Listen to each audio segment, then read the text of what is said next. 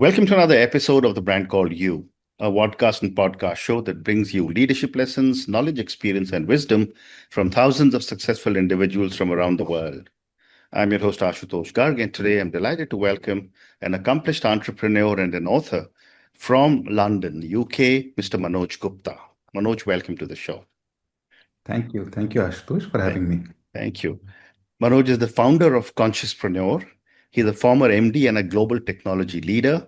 He's a keynote speaker and a best-selling author. So, Manoj, after achieving what many would call extraordinary success, what made you feel that something was missing?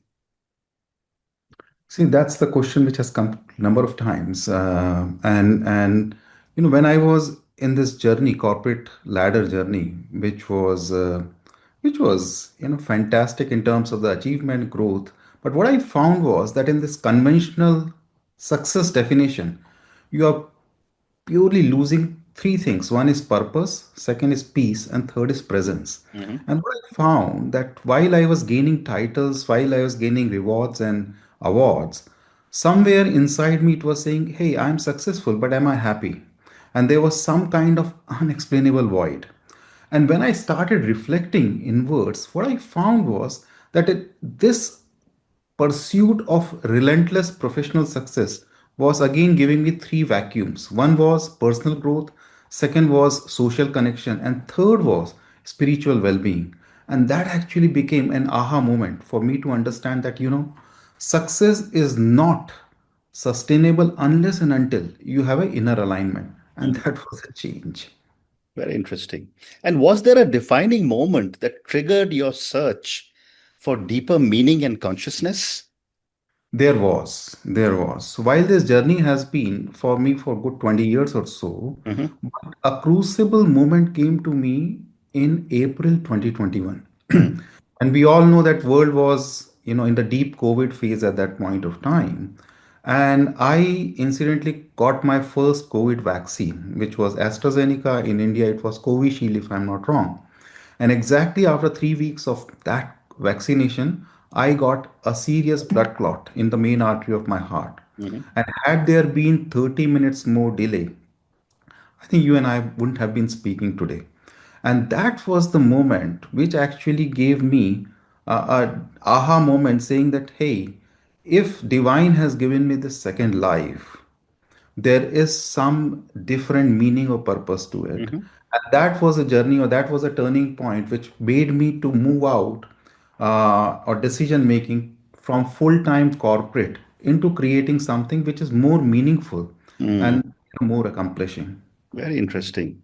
And how did your understanding of success change between the beginning and the end of your corporate journey? Well, that's a good one. So, in the beginning, if you talk, my thinking used to be conventional, which was more about rising up on the corporate ladder, gaining the market share, or improving the revenue growth and so on and so forth. But Mm. over a period of time, what I realized that it's not about being best in the world.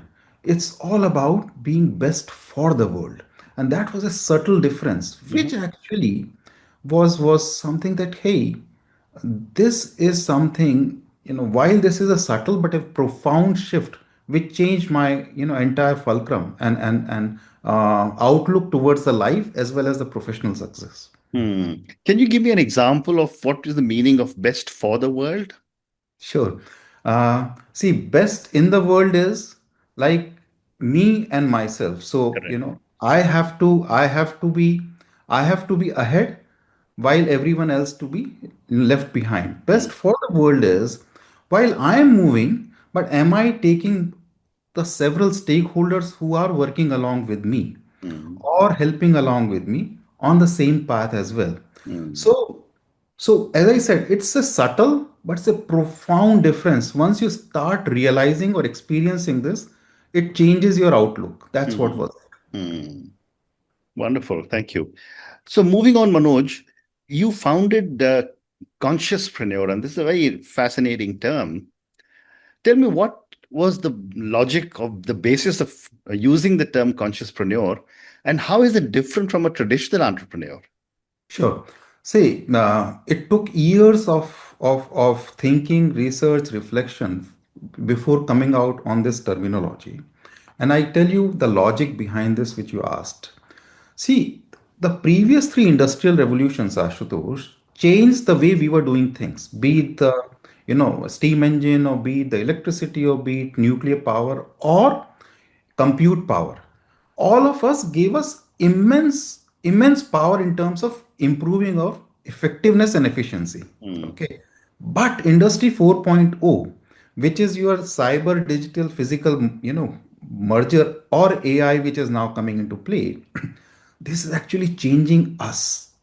mm, So previous three industrial revolution changed the way we were doing things, but this one changed the way we are. mm, Okay. And that's where I felt that, look, when we talk about the age of internet in 1990s, what it did, it democratized your information aspect. But with AI, it has actually democratized intelligence. So the only thing which is left behind, or left outside behind these two realms, is intentionality. mm, And that intentionality comes inside out rather than outside in. And that's where I said you have to come out with a word which links with the consciousness and which links with enterprising aspect, because mm, profit has to be center. Profit cannot be compromised. mhm, If you are running a business, profit is fuel. Okay. But is there something which you are bringing that intentionality? And that's where came out with this terminology of word consciouspreneur, which started as a terminology, over a period of time appeared ideology or philosophy. Now it has become a movement because I have people all around the world who resonate with this thinking. So mm, that's how it moved. mm. And is there anything else you asked about the question? No, I said, how is this traditional from being from a traditional entrepreneur? So, a traditional entrepreneur largely focuses upon, how much profit I can make. Hmm. A conscious entrepreneur focuses upon, hey, while making the profit has to be on center. How can I impact people Mm, and, larger society around me? mm. And you call Consciouspreneur a movement. Yes. Help me understand what you mean by a movement. This is something Hmm. over a period of time Hmm. I visualize it to become a term in dictionary. Now, whether it happens after 5 years or 50 years, I do not know. Hmm. Right? That the time will tell. But the phase or the way we are moving forward, when you go 3.8 billion years back, you moved into a zone where the universe moved from zone of contraction to expansion, Hmm. which we call our universe singularity. We are actually moving in that direction with respect to technology singularity. I wrote a Hmm. paper about 7 or 8 years back Hmm. where I talked about that by 2040s or something, we will be in a zone where we will not have any control on technology. And if you look at the interview which came from Anthropic CEO, last week or week before, where he said that I clearly feel the danger of AI, which is going beyond out of hand for all of us. Hmm. Hmm. So that's where I see that this is going to be a movement because one has to start looking inward and Hmm. one has to start becoming intentional, Hmm. by taking any actions. Yeah. Very interesting. But then tell me, can businesses truly be both purpose driven and highly profitable? And if yes, do you have any example you can tell me? Of course. First of all, absolutely. Businesses have to have a purpose, and profit has to be on center and focus about it. Let's take for me, I'll come to examples, but profit is for me just a fuel. Hmm. Okay, and purpose is the competitive advantage, right? We all eat food as a fuel, but eating food is just one part of it, Hmm. right? We all breathe as a fuel, Hmm. but breathing is one part of it. There has to be something more. Hmm. So for businesses, right, having that kind of thinking which is purpose, and many times people confuse purpose with only so-called mankind charity or mankind service. No. When you talk about purpose, the Hmm. purpose, for example, Apple at a point of time had a purpose saying that can I become or can I create an ecosystem where I am present each around everyone. Okay. And in 1998, Steve Jobs came out with the terminology think differently. mm, And then rest is history. And prior to that as well, Apple was there. 2014, 2014, Satya Nadella, when he took over Microsoft, at that time, Microsoft was in a mm, zone of arrogance. We all possibly know. He changed the mindset by saying, "Hey, our mantra will be know it all. We'll change it to learn it all." mm, Employees' mindset shifted, and today we see Microsoft where it is. mm, Coke, for example.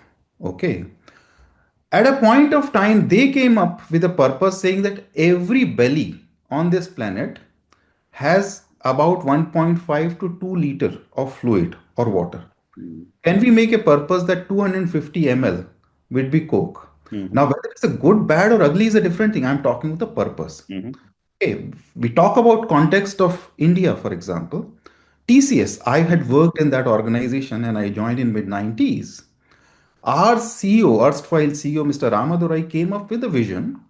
We will become global top 10 by 2010.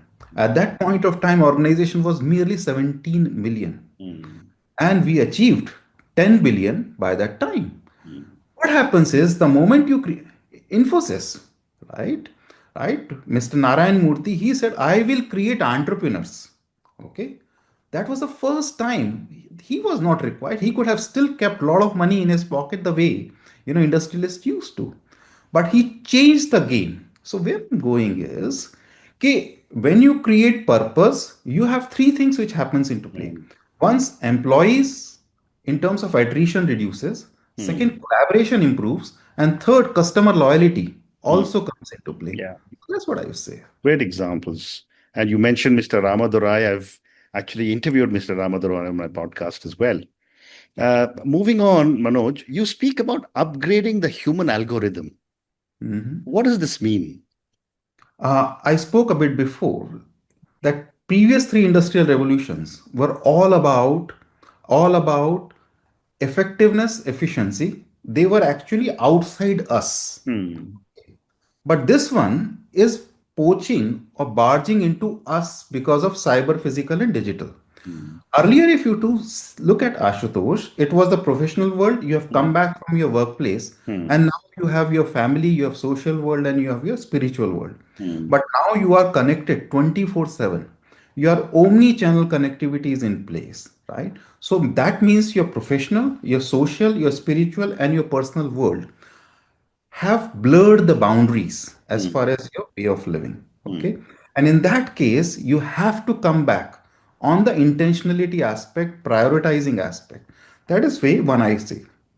The second I say, which many people do not realize, the watershed moment in the history of this planet happened in 2004 or hmm, 5 when hmm, Web 2.0 came. When Web 2.0 came, till that time, WHO was not even measuring mental health as an issue, right? Okay. 2004 onwards, the moment Web 2.0 came, it gave us the ability to interact. hmm, Prior to that, Web 1.0 was more of a digital newspaper. hmm, Okay.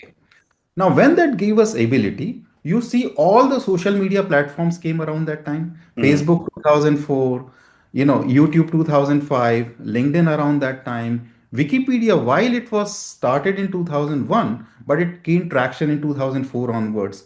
Google, while started in 2001, again 2004 onwards, it changed the mindset, right? Even Flickr came around that time. So hmm, if you see, everyone came around that time. So what has happened is now we have moved into a zone from where technology has moved from a zone of so-called supporting, enabling, or influencing to driving function. hmm, And in this times where your all work, as I said, talked about the democratization of intelligence in terms of the driving your car, in terms of what you wear, in terms of whom do you meet, in terms of what you eat, the things which we take a lot of pride in doing during our days hmm, have been outsourced to AI. hmm, You really have to upgrade your algorithm and hmm, start looking the way things around you. And hmm. that's what I call upgrading the algorithm. Very interesting. You also, when we started talking, were telling me about your interest in spirituality and consciousness. Tell me what first drew you towards the study of spirituality and, link it with consciousness. Sure.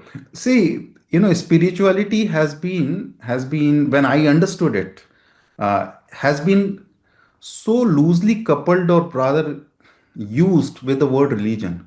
When I understood it, I met, oh no, no, no, no. Spirituality, in my simple definition, Mm, Ashutosh, is mm, stability of mind. mhm, Who else, who on the earth do not want stability of mind? mm, Okay. But what it triggered to me in my head was the way I saw performing so-called, high performing boards.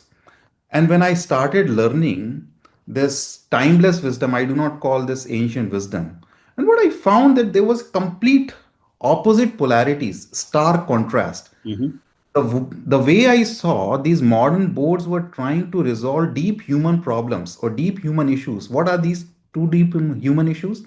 One is motivation, and second is stress. mhm, And what tools they were using? They were using those superficial or sideline tools, mm, and those two tools I call it bonus or perks. mm, So I said, what you are trying to address the deep problem by superficial things, and that actually catapulted, I won't use the word motivated, catapulted me mm, towards understanding more about spirituality and consciousness, sir.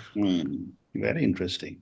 What insights from Vedic wisdom are most relevant today for modern leaders? Nishkam karma, I would say, Mm, invest in the process and stay away from the anxiety of fruits of results, mm, because things around you are going to continuously change. mm, Okay? You do not have any control on the circumstances outside you, mm, but you have 100% control mm, on the consciousness inside you. The mm, once, and I do not make this a superficial statement, you have to do, so much of diligence, or challenging your strategies and execution plans. But once you have that in place, then don't get bothered about the sinusoidal noises of the market mm, in terms of looking at the results. Just focus upon it, and you will get to your whatever goal you have decided. Well said. Let's talk about your forthcoming book now, which is The Art of Being Aware. Mhm. Tell me about your book and what was the inspiration to write this? The inspiration for me has been the timeless wisdom, Vedic wisdom. This is the journey which I'm now on for over 2 decades, over 20 years, Ashutosh. Hmm. See, my first book, The Consciouspreneur, was more about laying the foundation to change the perspective about leadership. Hmm. Okay. This book, which is coming sometime next month, this book is all about, for an individual in terms of their day to day living, how do I become aware and how do I start living an intentionality, life of intentionality. And Hmm. this book is actually a guide or manual. While I've written this as a non-narrative fiction, right, or narrative non-fiction way, which is more about coming out with a story but talking about the core subject. Hmm. But this is a guide or manual, and this was all inspired by my 20 years of learning from Vedic wisdom. And I feel that, look, I have spent or invested this much of time, not the Gen Z or many of youngsters may get that kind, of luxury or time to invest, or Hmm. that kind of, what do I say, drive to spend that much of time. Okay. So Okay. converting that, yes. Okay.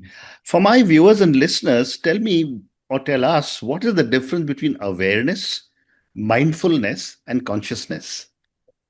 Yeah, these three terms do get, used a lot of interchangeably. I will try to give a simple answer to this.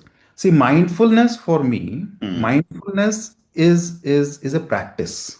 Let's put it like this, Hmm. where you learn how to keep your focus and attention on that present moment. Hmm. So pick the key word is practice. Hmm.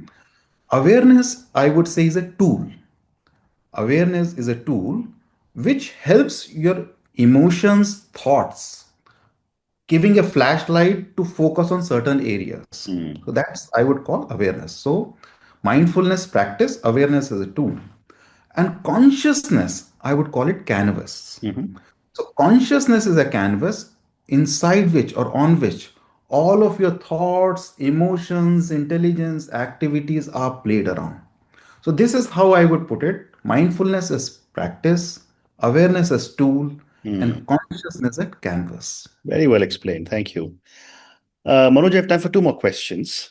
Mhm. If a listener wanted to begin their journey of self mastery today, what are three practices you would recommend? These three practices I normally call, means in my book I have put ABCD methodology. Okay. And ABCD methodology is A for awareness, B for breathing, C for choices, and D for discipline. Hmm. But the most important thing for anyone is to segregate between I am my achievement word. Okay. The moment you disintegrate your net worth with self-worth, then you arrive. Mm. But the moment you keep those, together, you always live in the Mm. zone of anxiety and stress. Mm. So ABCD is like A, you start your day with intentionality, 5 minutes, 10 minutes. Hey, how is my state of mind at the moment? And how do you want to set the intent for the day? That's awareness. Mm. B for breathing is more about when you're going in from meeting A to B, Mm.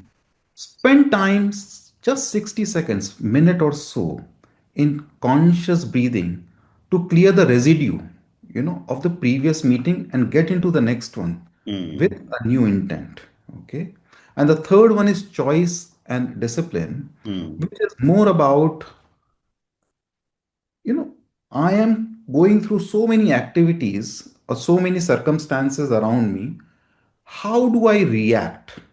Am I reacting by being myopic or a short term? Mm. I am looking at the larger picture and then I am reacting. If you Mm. follow these, then you are unstoppable. Very interesting. Thank you. And my last question for you, Manoj, if you could leave one message for the next generation of leaders about mastering both the boardroom and the self, what would you tell them? I would say that don't compromise the roots for fruits. Mm. So, the way I call it in our material world, your wealth, your titles, and all the luxuries around you are the fruits, Mm. but your consciousness is your root. Mm. So, if you focus just on fruit or in any garden, the flowers, do not water the root, eventually the fruits of flowers get rotten. Okay. Mm. In this case as well, while you should enjoy the wealth, prosperity, luxury, titles, but make sure you're connected with your roots. And if you are, then you will have both the mastery for self and mastery for the boardroom. I myself has done these mistakes number of times. And Mm. over a period of time I learned, and that's what I talk in my consciouspreneur, zones to every CXOs or every senior executive. Okay, the mistakes which I did, I want you to learn from that and become wiser much faster than I became. Very interesting. And on that note, Manoj, I just want to say what a fascinating conversation this has been with you. Congratulations on, really bringing consciousness and entrepreneurship into one word, which is consciouspreneur. I think you explained it beautifully to me and to my viewers and listeners. Thank you also for being able to link our scriptures, whether it's the Vedic scriptures or any of the other scriptures, the Gita, for example, you quoted from, to a lot of work, to the way we live, and to our expectation or lack of expectation of results thereof. Thank you so much for speaking to me, and good luck to you. Thank you, Ashutosh. Thank you for having me. Thank you. Thank you for listening to the Brand Called You videocast and podcast, a platform that brings you knowledge, experience, and wisdom of hundreds of successful individuals from around the world. Do visit our website www.tbcy.in to watch and listen to the stories of many more individuals. You can also follow us on YouTube, Facebook, Instagram, and Twitter. Just search for the brand called You.